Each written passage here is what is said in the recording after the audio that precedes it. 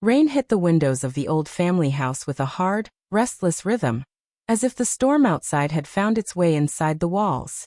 The dining room looked warm only at first glance. Candlelight moved across the table, touching the plates, the silver forks, the untouched roast, and the faces gathered around the dinner. The mother sat upright at the head of the table, shoulders tense, eyes fixed on the father's shirt collar. A red stain stood out there like a warning.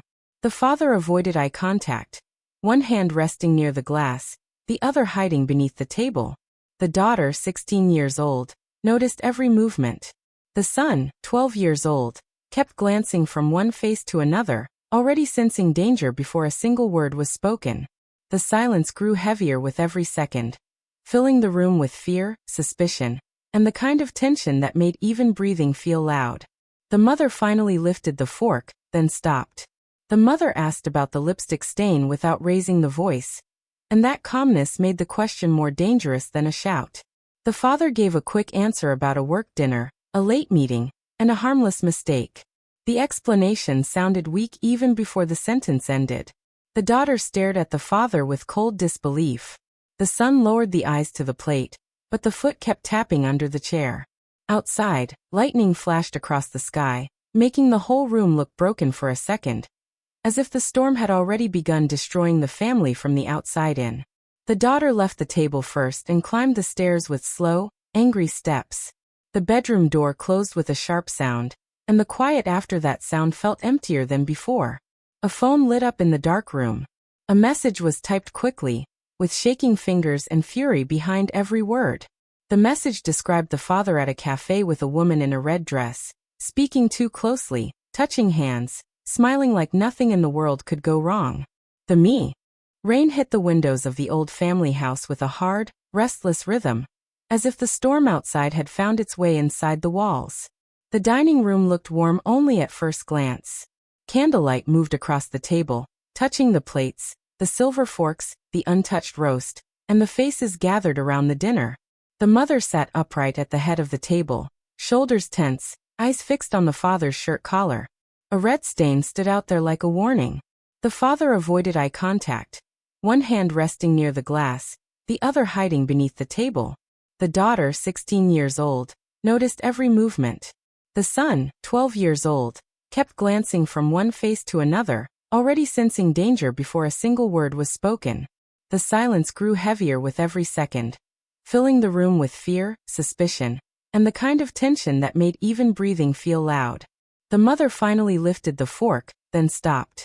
The mother asked about the lipstick stain without raising the voice, and that calmness made the question more dangerous than a shout. The father gave a quick answer about a work dinner, a late meeting, and a harmless mistake. The explanation sounded weak even before the sentence ended.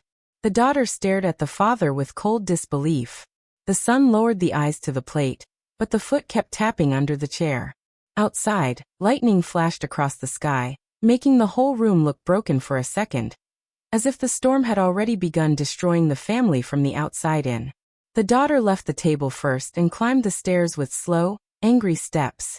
The bedroom door closed with a sharp sound, and the quiet after that sound felt emptier than before. A phone lit up in the dark room. A message was typed quickly, with shaking fingers and fury behind every word. The message described the father at a cafe with a woman in a red dress, speaking too closely, touching hands, smiling like nothing in the world could go wrong. The me. The envelope from the investigator arrived in the evening. The envelope looked ordinary, but the weight of the paper inside carried the weight of the entire family's future. The mother opened the package at the kitchen table. Photographs slid out across the wood. The father stood beside the woman in the red dress. The father and the woman walked together in a park, sat together in a restaurant, and entered a hotel on a rainy afternoon. Another page showed receipts. Another page showed dates. Another page showed times. The evidence formed a straight line that no excuse could bend. The mother's face turned pale, then red, then empty. The mother sat down slowly, as if the knees had forgotten how to hold the body. The daughter stood in the doorway and saw the pictures from a distance. The son came in from the living room and stopped without speaking. The entire family now stood at the edge of the same truth, but every person reacted differently. The mother reacted with pain and rage. The daughter reacted with betrayal and hatred. The son reacted with confusion and dread. Nobody spoke for several long seconds. Then the silence ended. The mother called the father at once and demanded answers. The father answered at first with denial, then with hesitation, then with panic. The story was already collapsing before the first sentence finished. By the time the father returned home that night, the family was no longer a family in the way it had once been. Dinner became the battlefield. The mother laid the photographs on the table one by one, each picture landing like a slap. The father looked at the images, then at the family faces, then at the floor. The father tried to explain the situation as harmless, temporary, misunderstood, and exaggerated. The mother answered with disbelief. The daughter answered with fury. The son answered with silence so tense that even the breathing sounded sharp. Plates trembled. Forks scraped. A glass tipped over and rolled across the table. The father finally admitted that a line had been crossed, but the admission came too late to matter. The mother stood up so suddenly that the chair nearly fell backward. The mother spoke about trust, about loyalty, about years of sacrifice, and about the humiliation of discovering betrayal inside the home itself. The father tried to move closer. The mother stepped back. The daughter shouted. The son began crying without meaning to. Then the father grabbed a coat, walked outside into the storm, and disappeared into the rain. The engine of the car sounded in the driveway a moment later, then faded into the distance. The house remained standing, but the feeling of safety had already left. Days passed in pieces. The mother stopped sleeping in the bedroom and moved to the couch. The daughter stopped attending classes regularly. The son stopped eating full meals. The father sent messages, then calls, then short apologies that never sounded strong enough to hold the damage together. A lawyer became part of the story. Then another. Then a court date. The house slowly filled with documents, files, receipts, schedules, and legal notices. The word divorce began appearing in conversations as if the word had always belonged there. The daughter grew colder. The son grew quieter. The mother became hard around the edges, focused only on surviving the next hour. Then the next day. Every family photo in the hallway now felt like a lie hanging on the wall. The old Lao. The daughter began wandering after school instead of going straight home. One afternoon, the daughter saw the woman from the photographs entering a boutique on the edge of town. The red dress was gone. The face looked different in daylight, softer, less polished, and somehow more guilty. Anger flared without warning. The daughter crossed the street, approached too fast, and confronted the woman in public. The argument turned sharp almost instantly. Voices rose. Customers looked over. Someone stepped between them. Security arrived. The daughter was dragged outside with tears and rage mixing together on the face. The police were not called, but the shame remained. The hands hurt for days afterward. The mother heard about the incident and said almost nothing. The silence after that was worse than punishment. The son, meanwhile, began hiding in games, books, and headphones, anything that made the world less loud. School grades dropped. Teachers noticed. The mother received calls from counselors. The father received none. The father no longer seemed to know where a place in the family could still exist. One rainy evening, while searching through the mother's nightstand for tissues, the daughter found a leather journal. The journal was hidden under old receipts and a scarf. The cover looked worn, as if the pages had been used during many sleepless nights. The daughter opened the journal and began reading. The entries were painful and honest. Years of doubt. Years of loneliness. Years of trying to keep a marriage alive while feeling the distance grow. One page described the effort to hold the family together after hard work, financial pressure, and emotional silence had already started building walls between the adults. Another page described the fear of becoming invisible inside the very home built for family. Another page described love that still existed, but love buried under exhaustion and disappointment. A photograph fell out of the journal. The picture showed the parents years earlier, smiling on a beach, standing close, sun bright on their faces, hope clear in every detail. The daughter cried while holding the journal open. The pain became more complicated after that. The father had betrayed the family, but the mother had also been carrying pain for years. The story was no longer simple enough to divide into pure victim and pure villain. The damage had roots deeper than one evening at the table. The son learned the same lesson in a different way.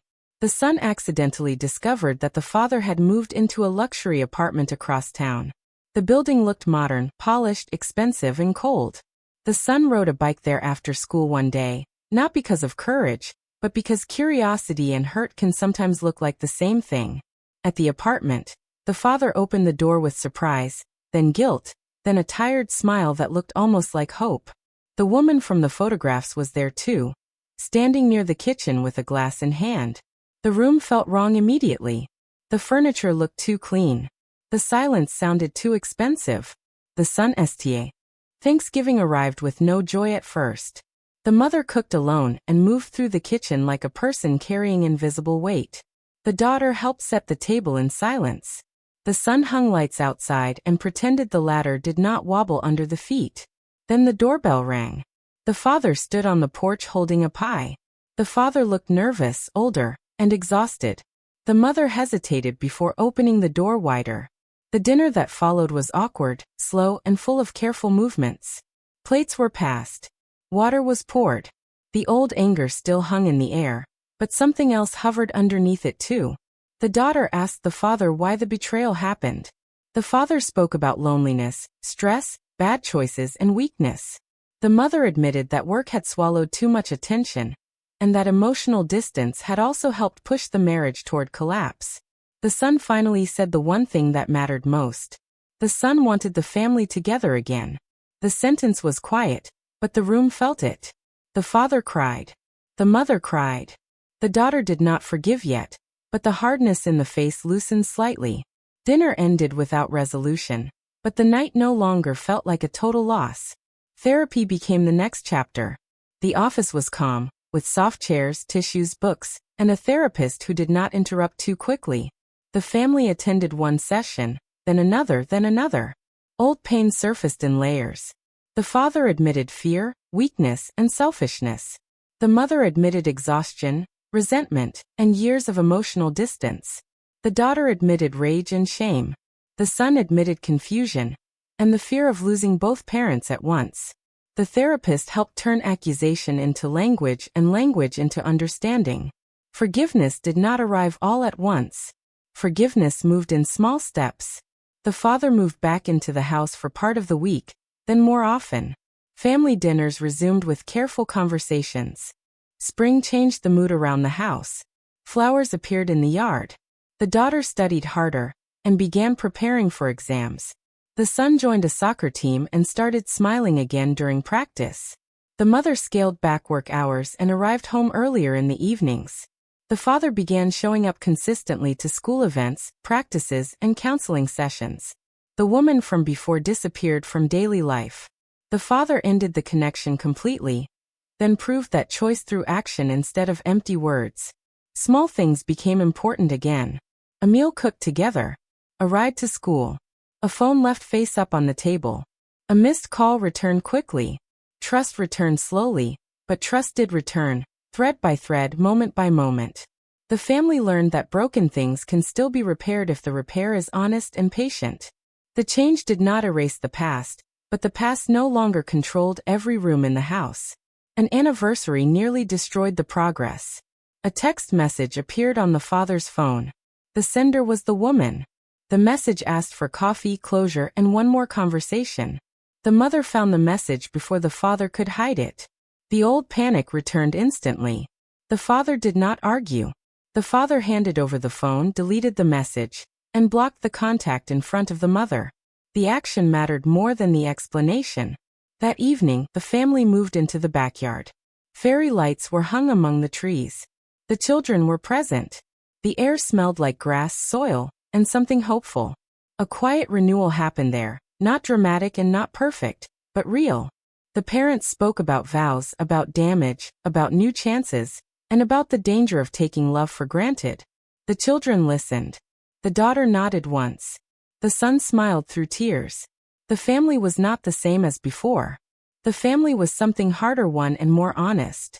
The pain remained part of the story, but the pain no longer ruled. Years passed. The daughter graduated and left the house for college with a stronger voice and sharper boundaries. The son grew into a confident teenager, then a young adult, carrying the lesson that love without honesty can break everything. The mother found steadier balance between work and home. The father stayed present, stayed transparent, and stayed accountable in a way that slowly built trust back into the family structure. Holidays returned to the house with laughter, food, arguments over small things, and warm noise in every room. The dining table that once held betrayal now held ordinary life again. Ordinary life became sacred because of everything that had been lost before. Every shared meal felt like a small victory. Every honest conversation felt like a repaired crack. Every birthday, every holiday, every rainy night reminded the family of how fragile connection can be and how powerful repair can become when no one gives up too soon. The story never became perfect. The story became real. And real family life, with all the pain and all the repair, became the heart of everything that followed.